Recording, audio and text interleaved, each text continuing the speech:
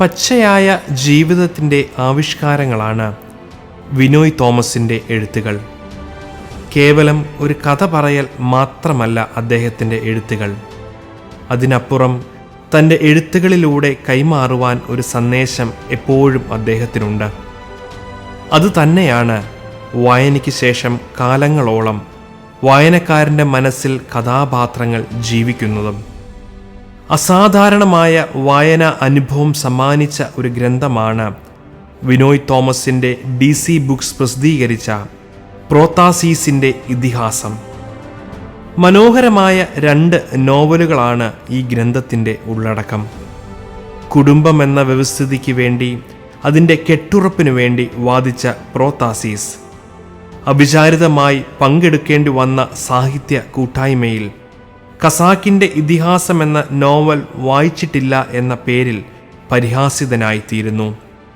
പിന്നീട് അയാൾ ഖസാക്കിൻ്റെ ഇതിഹാസം വായിക്കുകയും അതിൽ ആകൃഷ്ടനായി തൻ്റെ കുടുംബം എന്ന വ്യവസ്ഥിതിയെ ചോദ്യം ചെയ്യുകയും അതിനെ പിരിച്ചുവിടുന്നതായി പ്രഖ്യാപിക്കുകയും ചെയ്യുന്നു. കുടുംബം തടവറയാണ് എന്നും അതിൻ്റെ വേലിക്കെട്ടുകൾ പൊളിച്ചെഴുതുമ്പോഴാണ് ആത്യന്തികമായ സ്വാതന്ത്ര്യം കൈവരുന്നത് എന്നും അദ്ദേഹം വാദിക്കുന്നു. അവസാനം തൻ്റെ നിലപാടുകളുടെ പൊള്ളത്തരം പ്രോത്താസീസ് തിരിച്ചറിയുന്നു.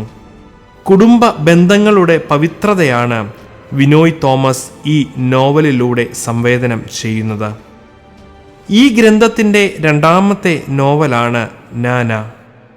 കുറ്റകൃത്യങ്ങളില്ലാത്ത ദേശമെന്ന ആശയം മുന്നിൽ കണ്ട് രൂപം കൊടുത്ത നഗരമാണ് നാന.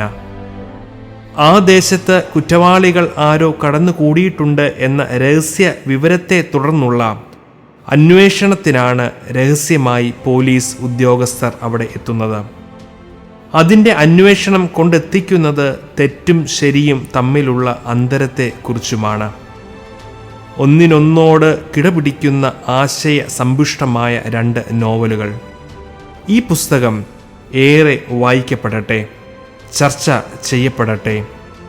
ഈ വായനകളും ചർച്ചകളും നമ്മിൽ ചില പുതിയ ചിന്താധാരകൾ സൃഷ്ടിക്കപ്പെടുകയും ചെയ്യട്ടെ.